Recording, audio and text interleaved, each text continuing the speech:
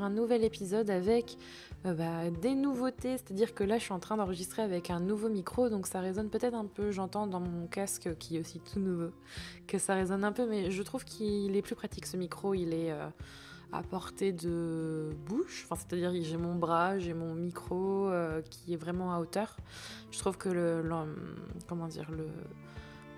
l'organisation, la mise en place est beaucoup plus pratique pour moi. Donc je vous retrouve aujourd'hui pour un nouvel épisode un peu en retard, je sais. Il devait être posté hier, mais j'ai pris du retard. Je crois que 2018, il va vraiment falloir que j'arrive à anticiper des contenus et c'est un des objectifs ou une de mes envies à mettre en place parce que je m'aperçois que je risque malheureusement de prendre du retard dans certaines de mes envies, et notamment avec ce podcast qui est censé être publié tous les lundis.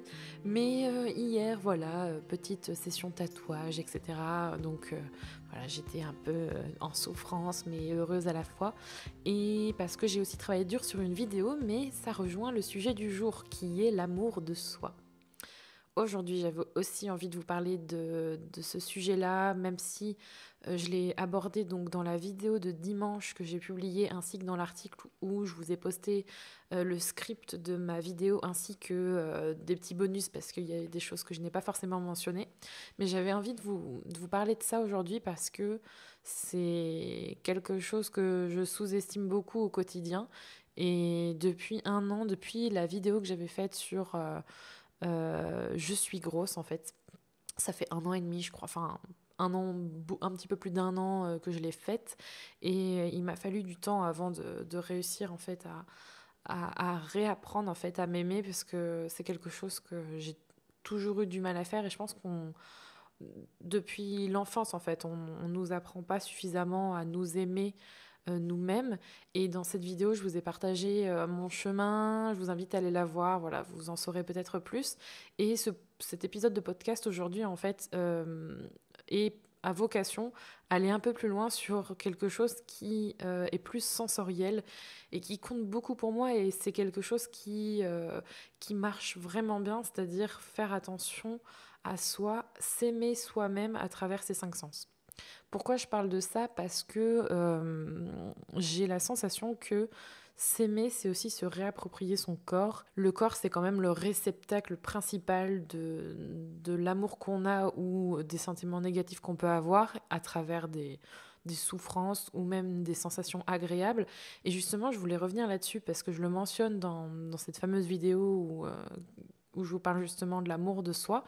Et c'est vrai que c'est quelque chose qu'on oublie, ou du moins je sais pas, on prend pas le temps en fait de ressentir les choses, ou alors on est habitué, ou on se dit, je sais pas, une espèce d'habitude pas forcément très créative et qui est pas dans la création de bienveillance, de gratitude envers soi-même. Et justement, je voulais revenir là-dessus et vous partager en fait comment justement j'apprends l'amour de moi-même à travers mes 5 sens. Et là justement, ce qui est rigolo, c'est que aujourd'hui, je fais ce podcast du coup avec ce nouveau micro, etc. Juste à côté de moi, il y a en fait une bougie avec de l'huile essentielle, enfin pas de l'huile essentielle, mais je crois que c'est un concentré de parfum de Neroli. Et du coup, je vais commencer avec l'odorat. Et l'odorat, pour moi, je pense que c'est un des 5 sens où je suis principalement sensible, dans le sens où les odeurs, ça a une grande importance pour moi. Et ô combien je suis malheureuse, notamment quand je dois manger, que j'ai le nez bouché ou que je suis enrhumée, parce que y a beaucoup de choses qui passent avec le nez. Et franchement, c'est vraiment très apaisant d'avoir cette petite bougie qui est en train de chauffer cette odeur que j'aime beaucoup, cette odeur de Neroli. Je pense que c'est important de se trouver des bougies, des odeurs, des huiles essentielles, des parfums, ou même je sais pas moi, même dans vos gels douche, ou des choses qui vous font du bien, des choses quotidiennes, des trucs que quand vous les sentez, vous vous sentez mieux, quoi. Ça, je sais pas, mais je pense que le mieux que je pourrais vous expliquer pour vraiment vous faire comprendre que l'odorat pour moi c'est hyper important, c'est ce jour où j'ai pris le bus et où je crois que c'est une femme qui portait un parfum, Et le parfum, il faut savoir que ça a une odeur particulière selon celui que vous avez, mais surtout, il se transforme au contact de votre peau. Il va vraiment avoir sa propre odeur. Et je me souviendrai toujours de ce parfum. Et je suis vraiment, mais toujours dans le regret de ne pas lui avoir demandé c'était quoi son parfum. Parce que je me demande si je l'aurais acheté ou si, voilà, j'aurais pu retrouver la même odeur parce que ça m'évoquait vraiment du bonheur, en fait, cette odeur-là. Et je me l'explique pas. Il y a des choses comme le parfum de ma mère ou l'odeur de déo que Rémi peut acheter. Voilà, il y a des trucs, franchement, je sais pas, ça me procure du bonheur. Et quand je trouve des choses qui sont en rapport avec moi, des odeurs qui me font du bien à moi, je peux vous dire que ça, tout de suite, ça permet d'avoir un sentiment de bonheur et un sentiment d'amour immédiat. L'autre sens qui, forcément, on va évoquer tous les 5 sens que vous connaissez, j'espère que vous avez bien retenu vos leçons, c'est l'ouïe. Et ça, c'est pareil, je pense que ça rejoint un peu ce que je disais dans ma vidéo où je mentionnais le fait de parler bien de soi et d'éviter tous les je suis bête, des choses un peu violentes ou même des choses banales qu'on se dit au quotidien ou oui, t'as raison, j'ai mal fait, ou des trucs un peu comme ça qu'on a l'habitude en fait et qu'on prend pour acquis. Presque c'est devenu un automatisme. C'est pas forcément le meilleur. Puis aussi, tous ces sons qui nous font du bien. Moi, par exemple, sur mon téléphone, il faudrait que je vous mette ça en note, mais j'ai une application qui reproduit, franchement, c'est pas mal fait, je trouve, justement. C'est vraiment une bonne application pour ça, qui reproduit des sons de la nature ou des sons agréables. Comme par exemple, moi j'aime bien l'odeur, ça y est, on revient à l'odeur. Je suis omnubilée par les odeurs.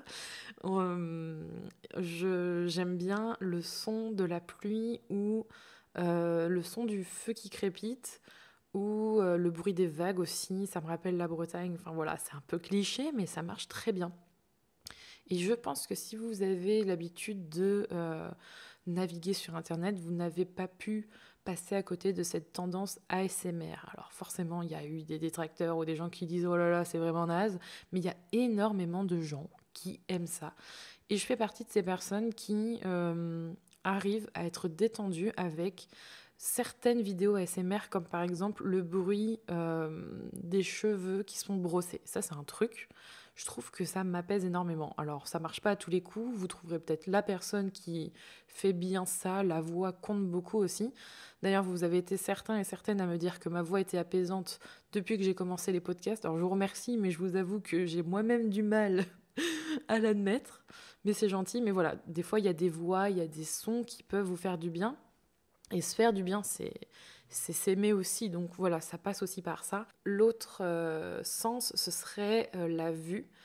Et je pense que je pourrais le combler au 4e avec le toucher.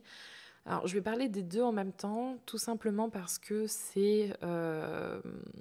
comment dire, c'est lié à une expérience personnelle que j'ai évoquée toujours dans la fameuse vidéo à comment apprendre à s'aimer, que j'ai publiée dimanche, qui évoquait le fait de se retrouver et le fait de se voir vraiment. Parce que on se voit tous les jours, mais on a tendance à pas vraiment se regarder. Et ça, c'est quelque chose pendant longtemps. Je passe mon temps, voilà, tous les matins, je me maquille, ou enfin régulièrement je me maquille, je me coiffe les cheveux, je me brosse les dents. Il y a un miroir en face de moi. Mais c'était très rare jusqu'à il y a un an que je me mette devant le miroir. Alors d'abord habillée, puis après en sortant de la douche nue, ou voilà, vraiment se regarder et se dire, ben voilà, je suis là, et surtout vraiment se regarder, mais sans se détester, sans se juger. Et ça, c'est quelque chose je pense, pour toutes les personnes, je pense. Parce qu'on a tous des défauts, on voit tous des défauts en nous, qu'on soit gros, qu'on soit mec, qu'on soit grand, qu'on soit petit, peu importe la tribu qu'on se donne, ou tout à la fois, euh, il y a un jugement dans nos yeux. Et c'est on est les premières personnes qui se jugent, en fait, après les autres. Et c'est vrai que se voir d'abord, puis se toucher, c'est-à-dire toucher mon ventre. Ça a été le truc qui ça m'a fait vraiment très bizarre et je crois que dans les premières fois, à un moment donné, je me suis mise à pleurer parce que ça m'évoquait quelque chose de fort en fait. Je pense on arrive à un stade des fois où on se sent tellement mal, où on se dégoûte tellement que quand on reprend contact avec soi par la vue et par le toucher, sur notre corps brut, le corps qui a subi parfois des violences ou des choses qui nous font mal, qu'on s'est fait mal à travers nos mots, notre regard, notre jugement. Il y a quelque chose qui se libère en fait quand on réapprend à se voir et à se voir sans jugement, sans se faire mal. Et du coup, ça a été assez libérateur pour moi.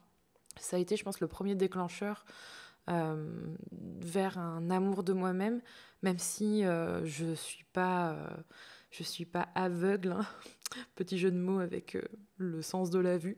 Je suis pas aveugle parce que je sais très bien que c'est un chemin, hein. L'amour de soi, ça se fait pas du jour au lendemain. Mais vous voyez que je pense qu'il y a des étapes, il y a des choses qui font que au bout d'un moment, vous arrivez en fait à vous retrouver, à vous aimer, à vous accepter. Et ça a été vraiment très, très, très bizarre comme expérience, mais tellement simple et tellement efficace en fait. Donc du coup, se voir, enfin se regarder, c'est hyper important, se regarder sans jugement, et puis toucher ces cicatrices, ce ventre, ces bourrelets, ces cuisses, toutes les petites stries que je peux avoir sur moi. Dans le toucher aussi, je voudrais évoquer alors, en ce moment, moi, c'est surtout par rapport aux pierres, à toutes ces choses-là. Donc, je suis en train de m'intéresser à ce sujet. Alors, j'ai plus le nom en tête, je crois que c'est la lithothérapie. Il me semble que c'est la lithothérapie. Alors, je suis désolée si je fais une erreur, mais j'ai vachement préparé cet épisode, dis donc. Et là, au moment où je vous parle, j'en tiens une dans la main. C'est un lapis-lazuli. Et du coup, il y a des choses aussi qui font que quand on trouve, qu'on revient au toucher, qu'on touche du sable, qu'on touche de la terre, qu'on touche des feuilles. Moi, je suis aussi... j'adore toucher les troncs d'arbres. Je sais pas, il y a un truc, quand on se balade en forêt, j'adore la sensation de l'écorce, en fait, sous la main. Quand je caresse mon chat, enfin, des petits trucs comme ça qui font que quand on retourne à des choses simples, enfin, c'est bête, c'est qu'à de le dire, c'est des choses un peu simples et ça fait du bien. Et ça permet de se retrouver aussi, de prendre le temps de faire une pause. L'un des derniers sens est évidemment le goût et je le garde en dernier parce que je pense que ça fera un bon pont ou une bonne passerelle ou tout ce que vous voulez pour vous parler prochainement justement de la pleine conscience. Et pour moi, le goût, la gourmandise, le fait de manger des bonnes choses, c'est vraiment très important. Je vous mentirais en vous disant que la nourriture n'a pas d'importance pour moi. Au contraire, elle en a beaucoup. Elle en a eu trop d'importance et c'est peut-être mon deuxième chemin pour 2018 d'apprendre à m'apaiser avec la nourriture, ou de faire la paix avec la nourriture, justement. Plutôt faire la paix avec la nourriture. Mais la gourmandise, je l'ai jamais vue d'un mauvais œil dans le fond. Et depuis l'enfance, en fait, je prends vraiment plaisir à manger. Et je pense qu'on l'a beaucoup trop incriminée et on m'a amené à la détester, en fait, cette gourmandise, que ce soit par les médias, la société, mon entourage. Et il faut pas la détester, cette gourmandise. Il faut aimer manger. Et si vous aimez manger, mais gardez ça, quoi. Franchement, faites-vous plaisir, il n'y a aucun problème. Euh, S'aimer, c'est aussi aimer ce qu'on mange, quelque chose qui nous fait du bien, c'est pas grave. Il faut juste comprendre, et ça, je pourrais vous en reparler, mais il faut comprendre les mécanismes qui font qu'émotionnellement, vous mangez trop. Et le trop, c'est jamais bon. Mais ça, on pourra en reparler plus tard. Mais le goût, c'est quelque chose qui provoque du plaisir et le plaisir, ça fait du bien. Donc du coup, si ça fait du bien, ça ne peut que dans le fond vous faire du bien à vous. Et si vous cuisinez aussi des bons plats, etc., ça aussi, ça apporte de l'amour. vous le partagez, vous le vivez avec quelqu'un d'autre, vous faites ça pour quelqu'un d'autre, c'est super important. Donc prendre le temps de manger en pleine conscience, c'est quelque chose que je vais plus faire ces prochaines semaines, ces prochains mois. Ça me permettra, je pense, de plus prendre du plaisir à manger. Et pour l'anecdote, en ce moment, justement, je fais en sorte d'attendre d'avoir faim. Et je pourrais vous en reparler, mais j'avais déjà essayé ça il y a un petit peu plus d'un an, mais je faisais trop tout en même temps, donc c'était compliqué. Et maintenant, de le refaire, ça me perturbe encore. Je me rends compte qu'en fait, j'ai pas si faim que ça et c'est très bizarre. Donc voilà, donc je vous invite à profiter de vos cinq sens pour réapprendre justement le plaisir et l'amour que vous pouvez avoir envers vous. Et le petit sens bonus que je voulais partager avec vous avant de vous quitter, c'est la respiration. Tout ce qui évoque le souffle, le fait de respirer en fait, de prendre le temps de respirer, ne pas avoir honte de respirer, parce que ça c'est aussi un truc en tant que personne grosse où souvent on peut se moquer de vous. Oh là là, t'es essoufflé, t'arrives pas à respirer. Quand j'y pense, j'ai envie de leur dire oui, c'est sûr que j'arrive pas à respirer vu que je porte beaucoup de poids avec moi et que j'ai pas les mêmes capacités pour justement me ventiler. Bref, respirer, c'est hyper important. Et fut un temps, j'avais 11 en fait de respirer parce que je me disais tout de suite, on va croire que je suis essoufflée, ce qui est le cas. Et du coup, on va se demander ce que je fais. Et du coup, ça va faire le lien avec le fait que je suis grosse. Et du coup, enfin bref, vous voyez le mécanisme. Et du coup, j'adore cette phrase. Maintenant, je m'en fous. Enfin, j'ai appris à faire avec. Et je pense que parmi tous les épisodes de podcast, à un moment donné, on a dû m'entendre être essoufflée comme aujourd'hui. Et je pense que prendre le temps de respirer, c'est quelque chose qu'on ne fait pas assez parce que au final, personnellement, je vis ma vie très speed. Et quand je suis énervée, si je suis très très énervée et que je me concentre sur ma respiration, ça m'aide un peu. Ça me permet je sais pas, à retrouver un peu mes esprits et que ce soit énervé contre quelqu'un ou énervé contre moi-même. Après, c'est pas magique, mais ça m'aide un peu. Et c'est vrai que respirer aussi, c'est la meilleure chose pour la méditation, chose que j'essaye d'apprivoiser, mais je pense que vous avez dû passer par là, la méditation, se concentrer sur la respiration. C'est quelque chose que j'essaye d'apprivoiser. Et c'est vrai que c'est un mécanisme du corps auquel on est habitué, vu que c'est automatique, on n'y pense pas forcément. Et y revenir, vraiment y penser, prendre le temps d'être connecté à ça, ça fait la différence dans un moment de calme et de retour à soi. Donc voilà, c'est terminé pour l'épisode d'aujourd'hui. J'espère que ça vous aura plu. En tout cas, moi, j'ai hâte de vous retrouver pour les prochains, de vous updater un peu sur mes projets, sur ce qui va arriver par la suite. Et j'espère aussi que la vidéo sur comment apprendre à s'aimer vous plaira si vous avez l'occasion de la voir.